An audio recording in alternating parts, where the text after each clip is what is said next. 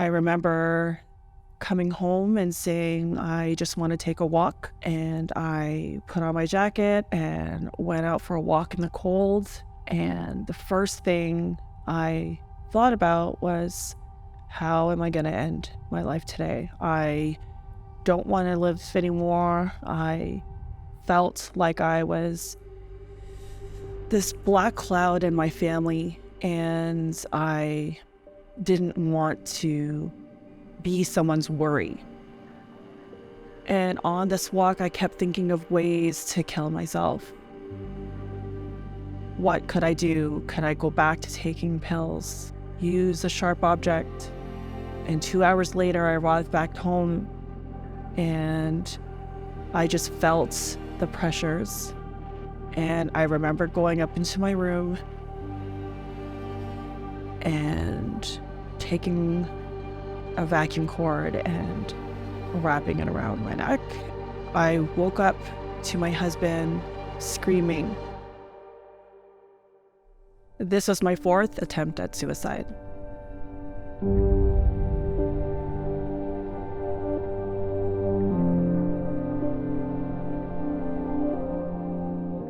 The Jackie before this chapter was someone always on the go, busybody.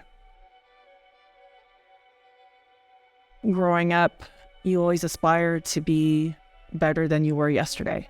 And so I was always looking for the next best thing. Being able to go to school, graduate, get a new job, buy a house, get married, have children. That to me was the perfect life.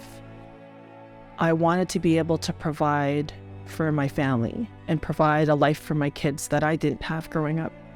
I always wanted more. Naturally thought that I should get, I seeked for an opportunity for a new job. So being able to manage the pressures and every anxieties that come with work, and having to manage the day-to-day at home and, care for your family and make time for your husband and make time for yourself. I created a lot of weight on my shoulders, and to a point where it was not manageable. I was always tired. I couldn't sleep. Significant decrease in appetite. Would constantly be worried that I'd be fired, worried of how people would judge me, worried that I would fail and let my family down. I just found myself spiraling into a really dark space, and I've never been here before. I tried to put on a fake smile on my face every time. My daughter would always ask, "Mommy, why are you crying?" And my response would be, "I'm just not happy, honey." I started losing interest in a lot of things. Connecting with my friends, connecting with my family. And I knew something was wrong when I didn't have the motivation to exercise. It wasn't until I attempted to kill myself in front of my mother that both my husband and my mom said, "That's enough. It's time to get some help." When I was admitted, I ended up being put into psychiatric intensive care unit. All I could hear were the sounds of patients screaming, banging on the doors. There were patients that were peering into my room, and it was actually one of the scariest moments of my life.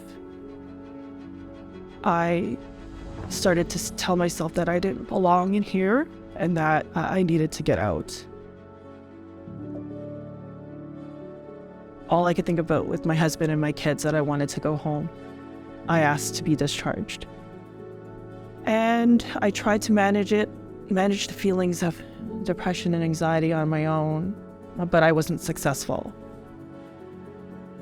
My husband said it's probably in my best interest that I go back and get the help that I need and really take the time to allow myself to heal. Using all the tools that I've learned to navigate through my feelings and truly heal. I took part in group therapy. I was able to connect with individuals that are experiencing the same things, and we were able to share with each other our emotions without judgment. The support of this group, alongside with the social workers and care coordinators, was very helpful. I realized that things were getting better for me when waking up didn't feel as hard. Being able to fully understand that I'm capable, that I can do these little tasks, which once seemed hard, now seem easier. First couple of attempts where I tried to end my life, I was able to kind of push myself through and see past it by thinking of my husband and my kids. They were my reason why. If I had gone through with the actions and were successful, I wouldn't be here today. And to see my kids grow, I would have missed out on so many memories. Them growing up, going to school, graduating, getting married, having children, a life of their own. I would have missed out on all of that. And I want to be here to see that. As I speak openly about my experiences, I know that there's more to life than ending it. Had created a hope box with my friends, and the key things that I put in it were the pictures of my family and quotes that remind me that I am to be here, that I am to live, that depression and anxiety doesn't get to win, that I have purpose in life, and my purpose is to be there and live for my family. I can honestly say that mental health can impact anybody. It doesn't discriminate at all.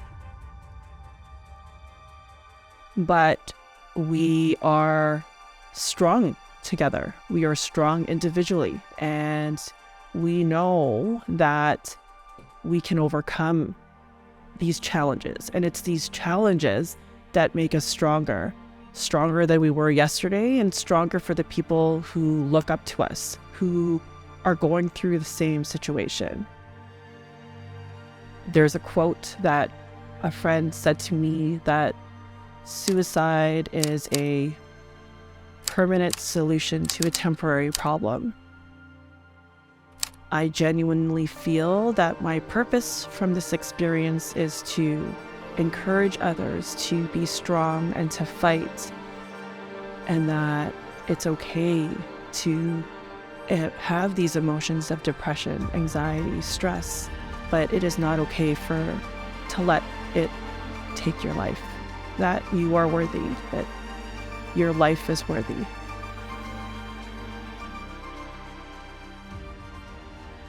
Jackie, you have come so far, so far. You are the strongest woman that I know. You have been at the lowest of low, and you have found your way back up. Let me tell you, the up is only going to continue to go. You're going to do things that you would have never thought you could do. And your children are going to look at you in awe. And I'm so glad you're here for them. How strong are you, Jackie? I'm stronger than I was yesterday. Why are you strong? I'm strong because I love myself. I'm relearning to love myself.